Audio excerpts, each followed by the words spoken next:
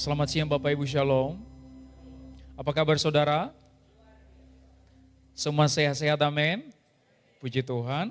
Saya terlebih bersuka cita berada di tengah-tengah saudara. Kita sudah bertemu beberapa bulan yang lalu. Saya datang ke sini sekitar bulan Juli yang lalu. Dan hari ini kita dapat bertemu kembali di tempat ini, di keluarga ini. Dan hari ini saya ingin membagikan kebenaran kepada saudara. Saya beri judul The Grand Weaver atau Penenun Agung. Tadi pagi saya mengambil konteksnya dari Markus pasal yang keempat. Tapi pada siang hari ini saya ingin membawa saudara dalam konteks yang sebenarnya jauh lebih rumit kisahnya. Yaitu dalam Kejadian pasal 39.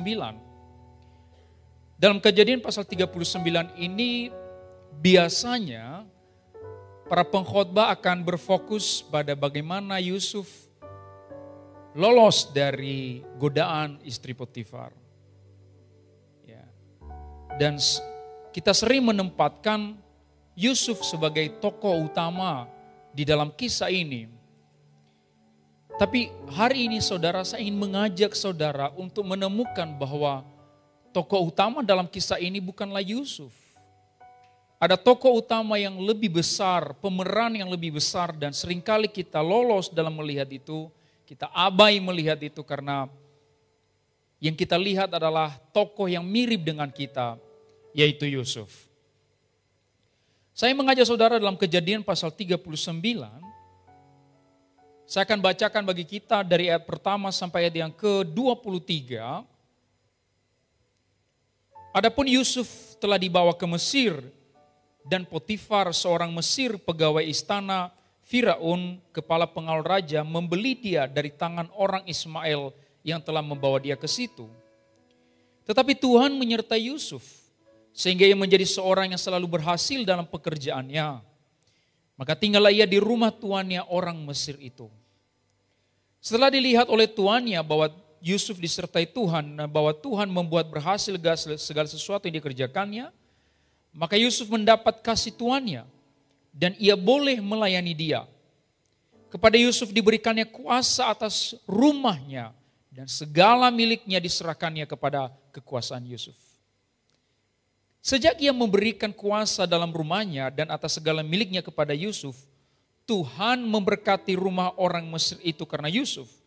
Sehingga berkat Tuhan atas segala miliknya, baik yang di rumah maupun yang di ladang. Segala miliknya diserahkannya kepada kekuasaan Yusuf. Dan dengan bantuan Yusuf ia tidak usah lagi mengatur apapun selain dari makanannya sendiri. Adapun Yusuf itu manis sikapnya dan elok parasnya. Selang beberapa waktu istri tuannya memandang Yusuf dengan berahi, lalu katanya, marilah tidur dengan aku. Tetapi Yusuf menolak dan berkata kepada istri tuannya itu, dengan bantuanku, tuanku itu tidak lagi mengatur apa yang ada di rumah ini. Dan ia telah menyerahkan segala miliknya pada kekuasaanku. Bahkan di rumah ini, ia tidak lebih besar kekuasaannya daripadaku. Dan tiada yang tidak diserahkannya kepadaku selain daripada engkau, sebab engkau istrinya.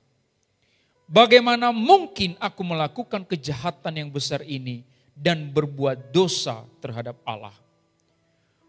Walaupun dari hari ke hari perempuan itu membujuk Yusuf, Yusuf tidak mendengarkan bujukannya itu untuk tidur di sisinya dan bersetubuh dengan dia.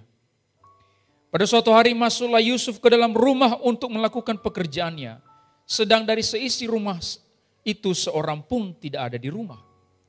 Lalu perempuan itu memegang baju Yusuf sambil berkata, marilah tidur dengan aku.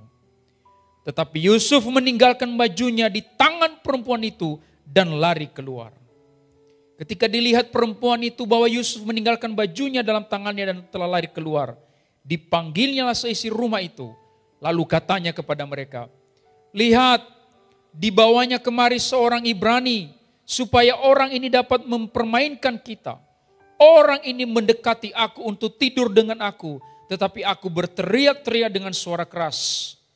Dan ketika didengarnya bahwa aku berteriak sekeras-kerasnya, ditinggalkannya bajunya padaku, lalu ia lari keluar. Juga ditaruhnya baju Yusuf itu di sisinya sampai tuan rumah pulang. Perkataan itu juga lah yang diceritakan perempuan itu kepada Potifar. Katanya, hamba orang Ibrani yang kau bawa kemari itu untuk datang kepadaku untuk mempermainkan aku. Tapi ketika aku berteriak sekeras-kerasnya, ditinggalkannya bajunya padaku, lalu ia lari keluar. Baru saja didengar oleh tuannya perkataan yang diceritakan istrinya kepadanya. Begitulah aku diperlakukan oleh hambamu itu, maka bangkitlah amarahnya. Lalu Yusuf ditangkap oleh tuannya dan dimasukkan ke dalam penjara, tempat tahanan-tahanan raja dikurung. Demikianlah Yusuf dipenjarakan di sana. Tetapi Tuhan menyertai Yusuf dan melimpahkan kasih setianya kepadanya. Dan membuat Yusuf kesayangan bagi kepala penjara itu. Sebab itu kepala penjara mempercayakan semua tahanan dalam penjara itu kepada Yusuf. Dan segala pekerjaan yang harus dilakukan di situ dialah yang mengurusnya. Dan kepala penjara tidak mencampuri segala yang dipercayakan kepada Yusuf. Karena Tuhan menyertai dia dan apa yang dikerjakannya dibuat Tuhan berhasil. Berbahagialah orang yang membaca, merenungkan, dan melakukan firman Tuhan dalam kehidupannya sehari-hari. Saudara yang kasih Tuhan, saya akan bagikan 3 poin penting kepada saudara pada hari ini. Yang pertama, poin pertama yang saya mau bagikan kepada saudara, keberhasilan Yusuf dalam melaksanakan pekerjaannya, keberhasilan Yusuf dalam melawan godaan dosa, itu bukan karena dia punya kekuatan moral yang cukup besar, itu bukan karena dia punya kekuatan iman yang cukup besar. Yang membuat Yusuf berhasil dalam pekerjaannya, yang membuat Yusuf mampu berhasil melewati godaan dosa, jawabannya cuma satu, karena Tuhan menyertai Yusuf. Saudara harus tahu bahwa tokoh utama dalam kisah ini bukan Yusuf. Tokoh utama dalam kisah ini adalah Allah sendiri. Dari mana kita tahu bahwa tokoh utama dalam kisah ini adalah Allah? Kalau saudara membaca suatu teks narasi, narasi itu artinya cerita bersambung, maka ada hukum yang harus saudara tahu. Bahwa perhatikan kalau ada repetisi kata atau kalimat dalam narasi tersebut. Atau pengulangan kata atau kalimat. Dan satu kalimat, satu frasa yang terus menerus diulang dalam narasi ini adalah kalimat Tuhan menyertai Yusuf. Di ayat yang kedua, Tuhan menyertai Yusuf. Di ayat yang ketiga, Yusuf disertai Tuhan. Di ayat yang kelima, Tuhan memberkati rumah orang Mesir itu karena Yusuf. Di ayat yang ke-21, tetapi Tuhan menyertai Yusuf. Dan di ayat yang ke-23, karena Tuhan menyertai dia dan apapun yang dikerjakannya, dibuat Tuhan berhasil. Sampai 6 kali diulang-ulang oleh narasi ini bahwa Tuhan menyertai Yusuf. Kalau saudara menulis suatu surat dan dalam surat itu ada satu kalimat yang saudara ulang-ulang, itu artinya kalimat itu penting bagi saudara. Saudara harus tahu bahwa penulis utama dari Alkitab adalah Roh Kudus. Tapi dia memakai Musa untuk menulis kisah ini. Kan yang menulis kitab Kejadian adalah Musa. Maka pada waktu Roh Kudus menggerakkan Musa untuk menggunakan frasa repetisi pengulangan Allah menyertai Yusuf, artinya pada abad ke-21 tahun 2023 ketika kita membaca kisah seperti ini, Roh Kudus mau bilang sama kita, keberhasilan Yusuf dalam hal apapun itu karena Tuhan menyertai dia. Boleh berikan kemuliaan bagi nama Yesus, saudara. Saudara mau berhasil dalam pekerjaan saudara? Amin. Kuncinya, mungkin di TikTok saudara akan mendengar kunci sukses. Di Instagram saudara akan melihat tulisan-tulisan kunci sukses. Mungkin ada yang berkata kepada saudara, kunci sukses itu rajin. Mungkin saudara yang berkata kunci sukses itu adalah jujur. Tapi tahukah saudara, banyak orang rajin di luar sana, banyak orang jujur di luar sana. Tetapi pada dasarnya hidup mereka seperti itu. Kenapa saudara yang kasih Tuhan? Apakah saudara berpikir kuli-kuli bangunan di luar sana tidak lebih rajin daripada saudara? Mereka lebih rajin, mereka bekerja lebih keras daripada saudara. Bahkan mereka lebih jujur daripada saudara. Itulah sebabnya Amsal berkata, Berkat Tuhanlah yang menjadikan kaya. Jeripayah tidak menambahkannya. Artinya apa saudara?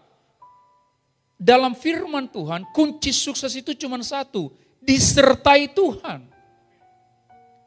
Pohon yang ditanam di tepi aliran sungai, dalam Mazmur pasal 1, yang selalu berbuah pada musimnya, itu karena Tuhan menyertai.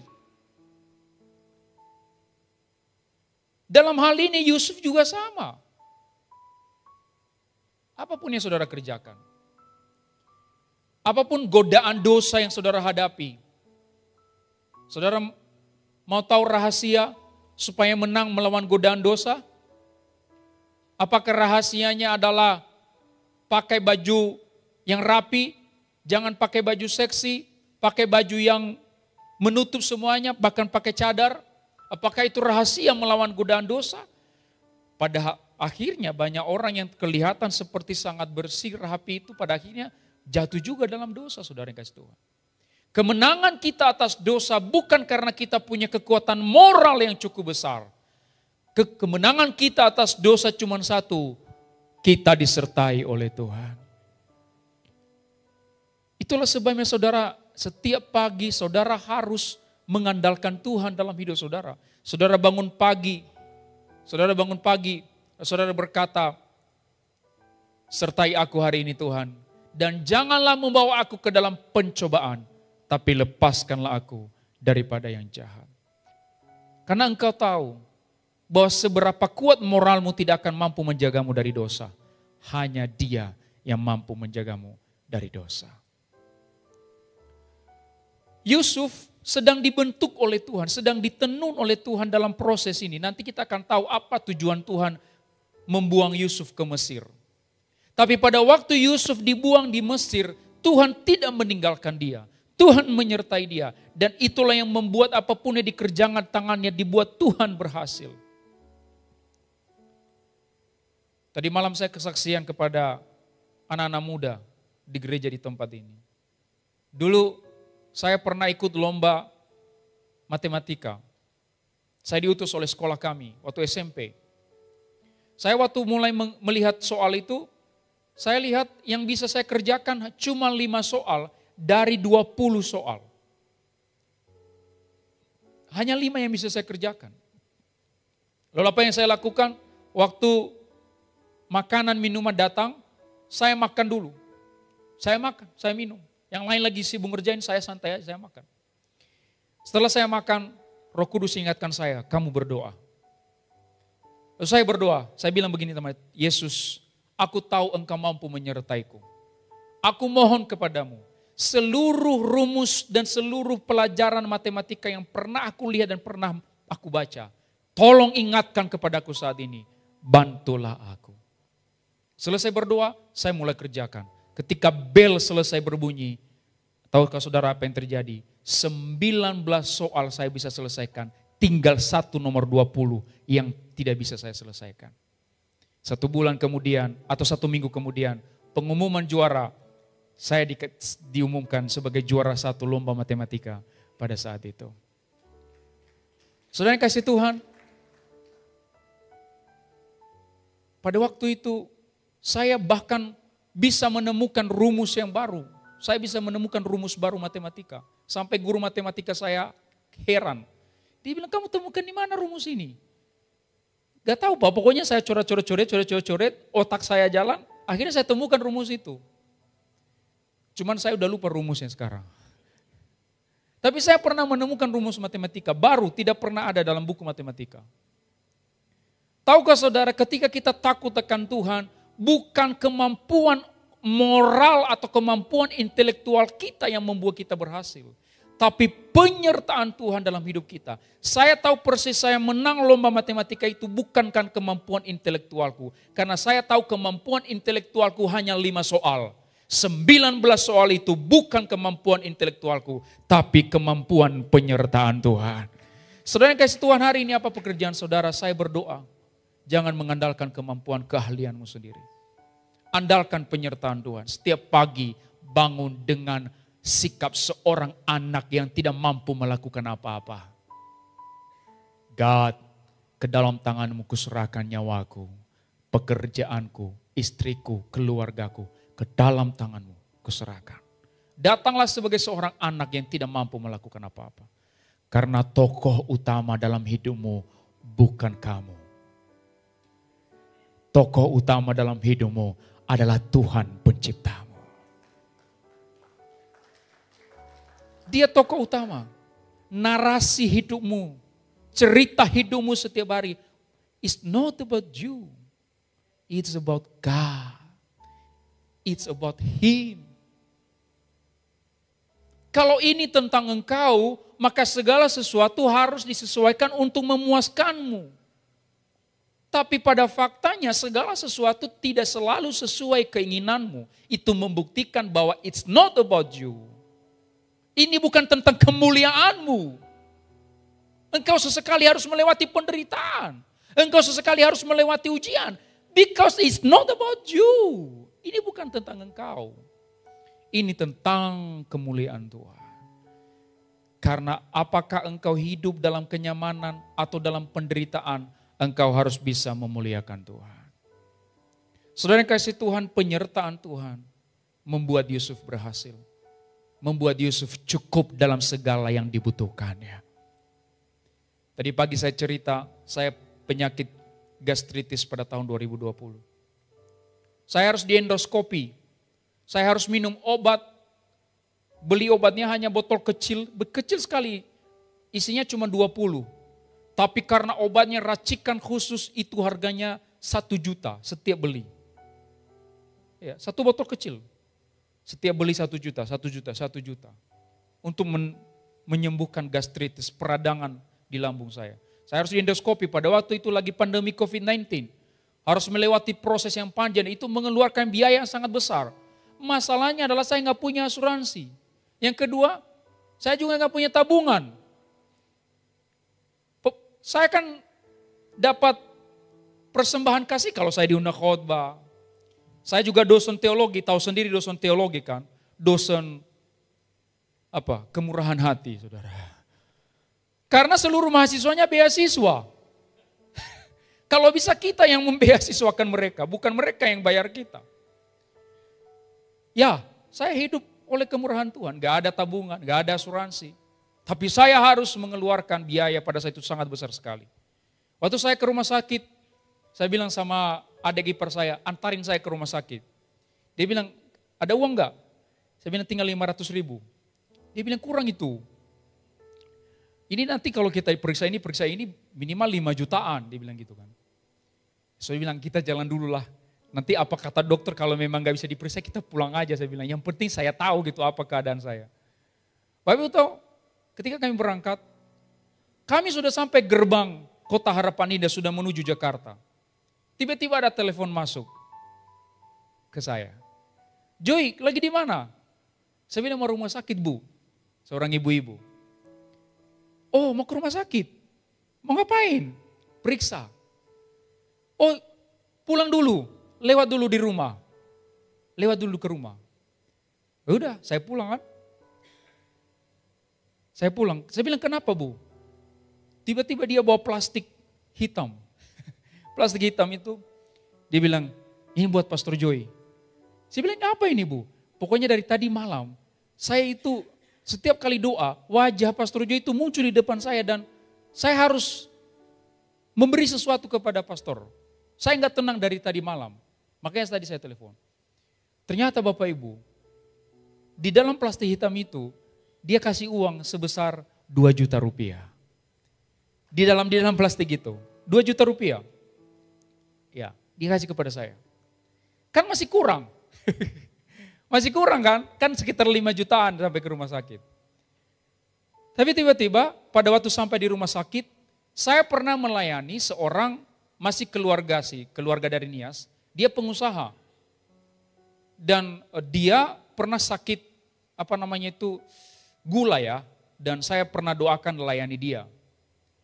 Pada waktu kami sampai di rumah sakit, ketika dokter memberitahu berapa tagihan yang harus kami bayar, kami baru 2 juta uang kami, 2 juta ditambah 500 kan 2 juta 500. Tiba-tiba orang itu telepon saya dan dia berkata, saya dengar kamu sakit ya. Saya bilang iya Bapak sakit, saya panggil dia Bapak sakit. Lalu dia berkata, udah kirim nomor rekeningmu. Bapak Ibu tahu enggak? Dia kirim kurang lebih 3,5 juta dan itu persis menutupi biaya rumah sakit pada satu hari itu.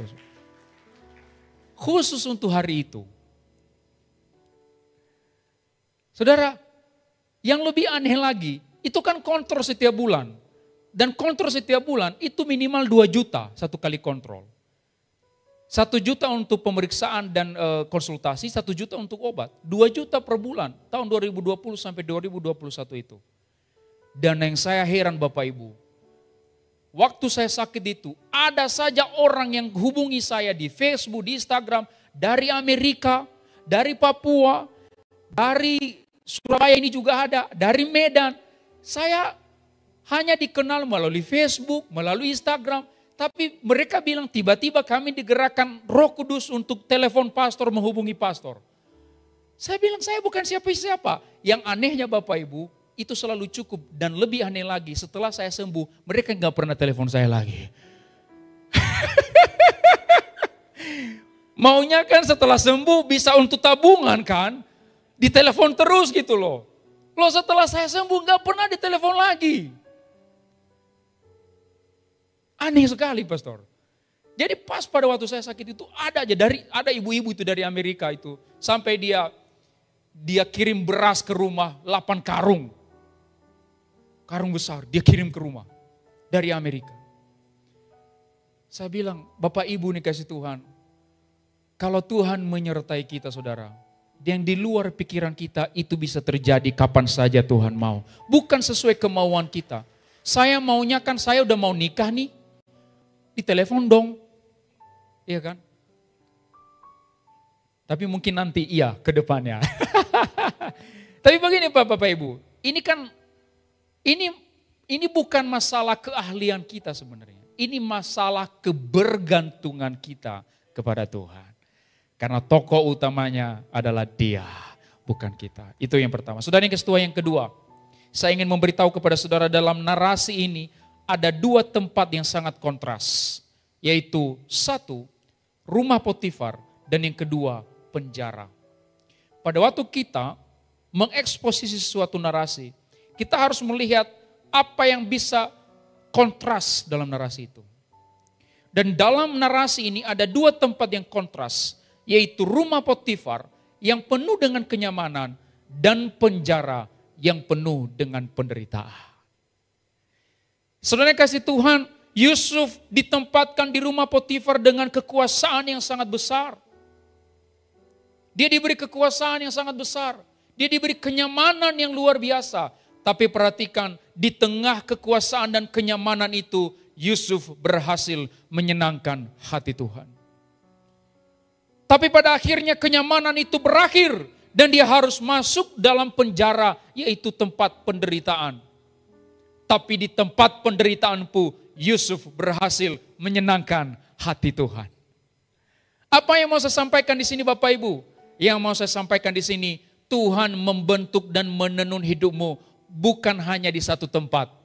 Dia akan menenun hidupmu, membentuk engkau di tempat yang nyaman. Dan dia juga akan membentuk engkau di tempat yang penuh penderitaan.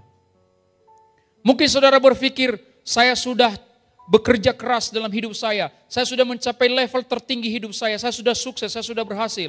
Tunggu dulu, suksesmu dan berhasilmu bisa jadi adalah tempat pembentukan Tuhan bagimu. Tuhan mau menguji hatimu, apakah engkau lebih mencintai Dia atau engkau lebih mencintai kenyamanan. Ada kesamaan antara Yusuf dengan Adam. Adam diberi kekuasaan di Taman Eden, kecuali satu hal. Apa itu? Pohon pengetahuan yang baik dan yang jahat. Pertanyaannya, apakah Adam berhasil? Dia gagal. Dia gagal menjaga perintah. Yusuf juga sama. Di rumah Potifar, dia diberi kekuasaan atas seluruh rumah Potifar. Kecuali satu hal. Apa itu? Istri Potifar. Pertanyaannya, apakah Yusuf berhasil? Ya, jadi kegagalan Adam tidak bisa kita jadikan sebagai dalih bahwa kita sama seperti Adam bisa jatuh dalam dosa. Karena ada pembuktian bahwa ketika diberikan kekuasaan kecuali satu hal, ada satu orang yang berhasil dan namanya adalah Yusuf. Dan kita bisa menjadikan Yusuf sebagai pedoman, sebagai pola dalam hidup kita. Hari ini Bapak Ibu, engkau akan diberikan kenyamanan, kekuasaan yang sangat besar. Tapi ada satu, dua hal yang tidak boleh engkau sentuh. Engkau boleh menikmati semuanya. Kalau engkau diberkati Tuhan dengan harta yang berlimpah, dengan kekayaan, dengan kesuksesan, dengan nama baik, pasti ada satu hal, kelemahanmu yang tidak boleh engkau sentuh sama sekali. Apakah itu masalah perempuan? Apakah itu masalah uang? Apapun itu. Tapi temukan apa kelemahanmu, karena itu akan dipakai iblis untuk menggoda engkau. Sama seperti dia menggoda Hawa di Taman Eden. Dia tahu bahwa satu hal itu adalah kelemahanmu dan dia akan mengejarmu di situ. Itulah sebabnya di dalam kelimpahan, di dalam kesuksesan, hati-hati, jaga hatimu.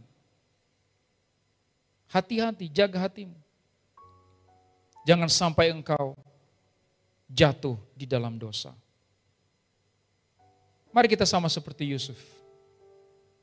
Kita bergantung kepada Tuhan dan kita mampu memuliakan Tuhan. Baik di tempat yang nyaman maupun di tempat yang penuh penderitaan.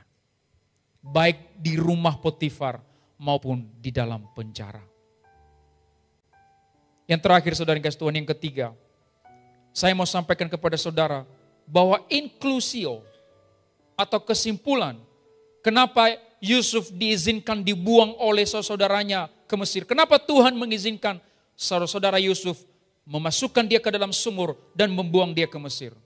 Yang kedua, kenapa Tuhan mengizinkan Yusuf yang sudah enak sebagai kepala rumah tangga Potifar, kenapa tiba-tiba dibuang ke dalam penjara? Kenapa Tuhan mengizinkan istri Potifar menggoda Yusuf?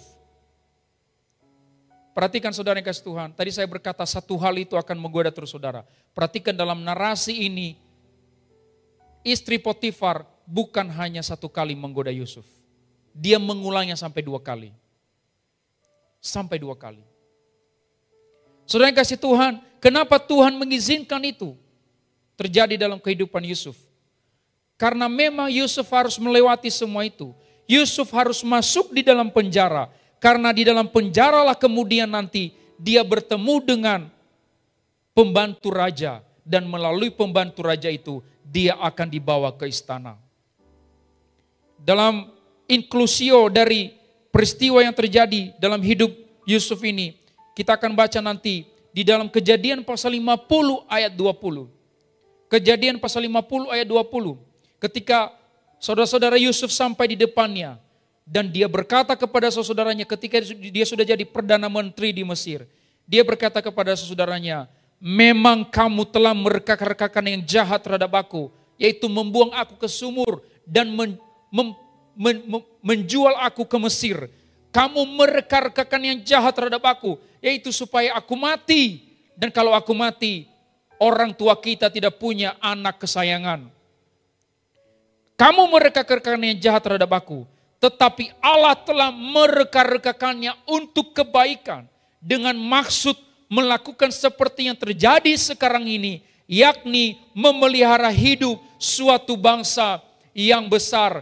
Kalau Yusuf tidak dibuang ke Mesir, kalau Yusuf tidak dibuang ke sumur, dia tidak akan pernah ke Mesir.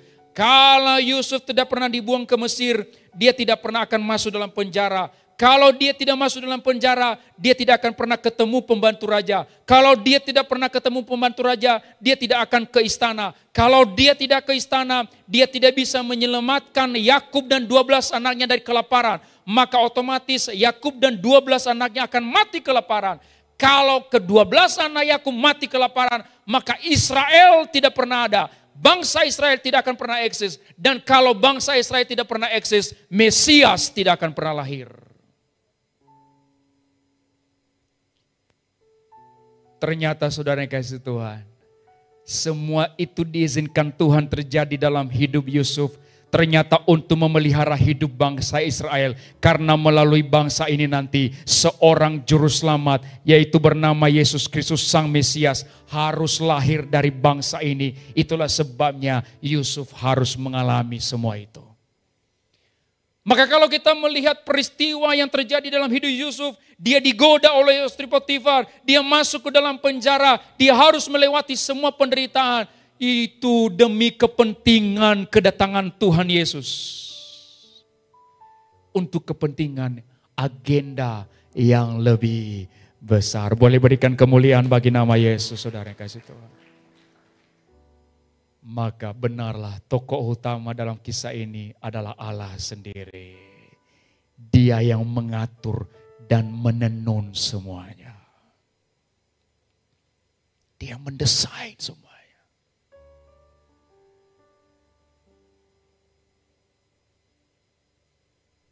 Saya dulu tidak mau jadi pendeta. Saya dulu maunya jadi pilot. Karena saya tahu saya pintar. Tiba-tiba gempa datang menimpa kaki saya. Otomatis tidak jadi pilot.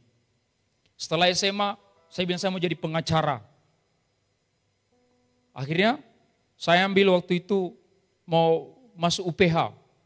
UPH yang Surabaya ini. Saya sudah diterima pastor, sudah diterima. H-1 sudah mau berangkat. Tiba-tiba Tuhan memperlihatkan dirinya kepada saya dalam mimpi. Saya dibawa ke atas sebuah gunung. Lalu di bawah lembah itu saya diperlihatkan semua jenis iblis.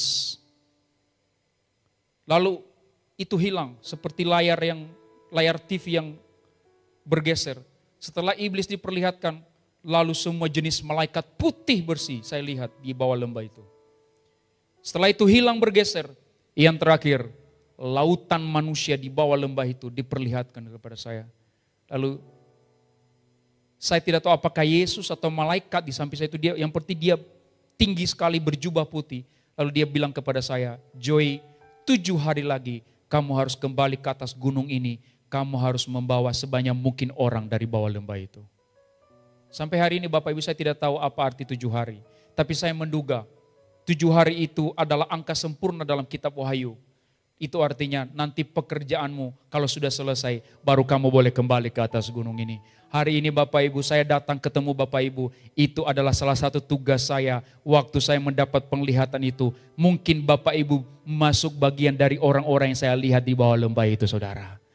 Dan kemudian semua yang terjadi dalam hidup saya, semua penderitaan, semua pergumulan, saya tahu persis itu adalah cara Tuhan menenun saya supaya setiap kali saya menyampaikan firman Tuhan, ada jiwa yang disentuh dan ada jiwa yang semakin dekat sama Tuhan dan ada jiwa yang semakin menyadari betapa Tuhan mengasihi dia. Saya berdoa Bapak Ibu, saya datang ke tempat ini tidak dengan sia-sia. Saya berdoa bahwa tenunan Tuhan dalam hidup saya itu berhasil kepada saudara. Dan saya berdoa juga tenunan Tuhan dalam hidup saudara berhasil. Dan sampai nanti pada akhirnya dia berkata kepada saudara, marilah hambaku yang setia dan taat, masuklah ke dalam kemuliaan Bapamu. Kan itu yang pengen kita dengar pada akhirnya saudara. Dia berkata, marilah masuklah dalam kemuliaan Bapamu. Apapun air mata, sakit penyakit, penderitaan, kelimpahan berkat, itu semua hanya alat untuk menenun kita. Karena inklusionya, kesimpulannya adalah Tuhan merekarkakan hanya kebaikan. Sekalipun dunia merekarkakan yang jahat bagi kita, sama seperti istri Potifar, tetapi Tuhan membuatnya untuk kebaikan. Hari ini kalau engkau digosipkan, kalau engkau dijahatin orang, kalau engkau difitnah, kalau engkau direndahkan, kalau engkau diasingkan, saya berdoa, apa yang dikatakan manusia sebagai kejahatan untuk menjatuhkan mentalmu, Tuhan akan membuat engkau justru semakin kuat. Tuhan akan membuat itu menjadi kebaikan bagi dirimu. Karena dia penenun yang agung. Setiap keagungan selalu menghasilkan keagungan. Setiap kemuliaan selalu menghasilkan kemuliaan. Saudara yang kasih Tuhan, saya tutup dengan cerita ini. Pemain musik boleh maju ke depan. Worship leader singers. Ini kisah nyata kurang lebih tahun 1940. Ini saya pernah tulis di Facebook saya. Saya pernah tulis di Facebook saya. Kisah nyata. Tidak ada yang kebetulan. Ada sebuah artikel dari kisah nyata yang muncul pada tahun 1940 berjudul "Itu Terjadi di Kereta Bawah Tanah Brooklyn". Ini adalah kisah tentang seorang pria bernama Marcel Sternberger yang tinggal di New York, yang mengunjungi seorang teman yang tinggal di kota yang lain dan sedang sakit. Teman itu sedang sakit. Dia belum pernah ke sana, tetapi temannya sedang sekarat. Di tengah hari dia naik kereta bawah tanah. Dan karena dia tidak pernah naik kereta bawah tanah, dia akhirnya buru-buru naik ke atas kereta itu. Dan pada waktu dia mau duduk, tiba-tiba ada orang yang mendahului dia duduk di atas kereta itu. Lalu pada waktu dia berdiri dan di bawahnya orang sedang duduk, sedang membaca koran. Lalu orang itu sedang membaca koran Hongaria. Lalu Marcel Sternberger ini berkata kepada orang itu, "Saya tahu Anda sedang membaca koran Hongaria. Apakah Anda dari Hongaria?" Pria itu berkata, "Ya, saya dari Hongaria." Lalu Sternberger bertanya, "Mengapa kamu membaca koran itu?" Ya, di sini. Lalu pria itu berkata, "Saya sedang mencari istri saya." Bapak Ibu, ada yang mencari istri di sini di koran? Ini kisah nyata. Pria ini mencari istrinya di koran. Marcel Sternberger heran. Kenapa pria ini mencari istrinya di koran? Kamu mencari istri di koran? Dia berkata, "Oh tidak. Saya mencari istri saya yang sudah lama hilang." Lalu Sternberger berkata, "Di mana dia?" Dia berkata, "Itu yang saya tidak tahu. Saya diharuskan beberapa tahun yang lalu, saya diharuskan oleh Rusia untuk pergi dan menguburkan orang Jerman yang mati selama Perang Dunia. Ketika saya kembali, saya mengetahui bahwa istri saya telah dibawa ke kamp konsentrasi untuk dibawa Nazi ya. Tetapi kemudian tentara sekutu menyelamatkan mereka. Lalu jadi istrinya itu dibawa ke Amerika. Aku tidak tahu di mana dia berada. Aku berharap melampaui segalanya bahwa dia hidup. Ya, itulah sebabnya saya membaca koran. Jadi dia mencari-cari siapa tahu dia bisa ketemu nama istrinya di dalam koran. Ya. Lalu tiba-tiba Sternberger teringat. Sekitar 2 minggu yang lalu dia ketemu seorang perempuan. Perempuan itu bercerita dia berasal dari Hongaria. Lalu suatu hari suaminya dibawa ke Rusia untuk menguburkan korban tentara perang. Tapi beberapa kemudian tentara sekutu membawa perempuan ini ke Amerika. Lalu Sternberger berkata kepada kepada laki-laki ini, "Pak, nanti pemberhentian berikutnya ikut saya, kita berhenti sama-sama." Lalu akhirnya Marcel Sternberger dan pria itu turun untuk mencari telepon umum.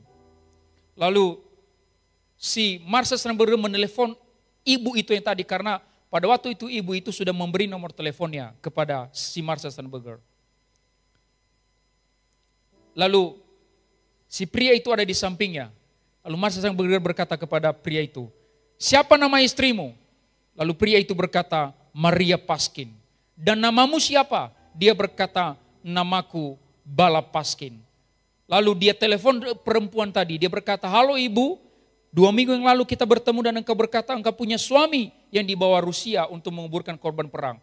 Siapa nama suami ibu?"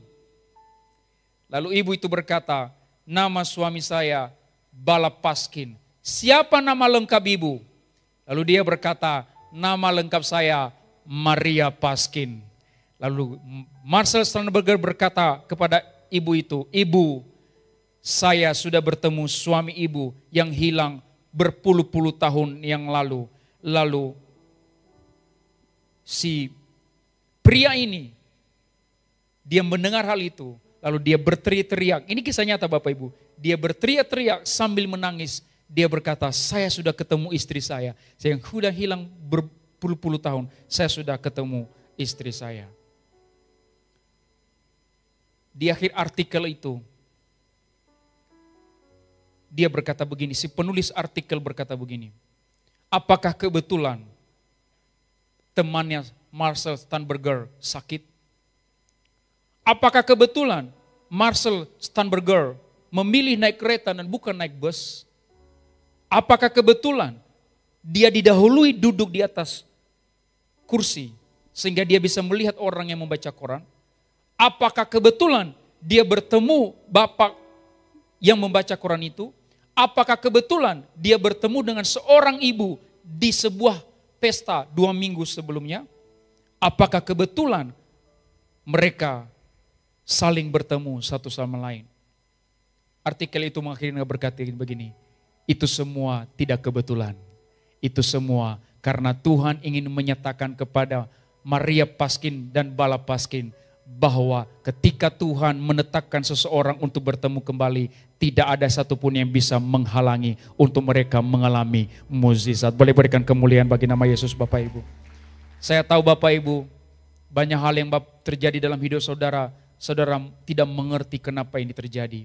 Tapi saya mau berkata, itu semua tidak kebetulan. Hari ini saya berkhotbah tanggal 22 Oktober, persis jam 11 pada hari ini. Ini bukan kebetulan. Kenapa bukan pengkhotbah yang lain yang khotbah hari ini? Kenapa bukan penggembala yang khotbah hari ini? Saya percaya tidak kebetulan. Tidak kebetulan. Tidak ada yang kebetulan. Dalam hidup saudara tidak ada yang kebetulan. Karena Tuhan adalah penenun yang agung. Mari kita bangkit berdiri saudara. Mari kita bangkit berdiri.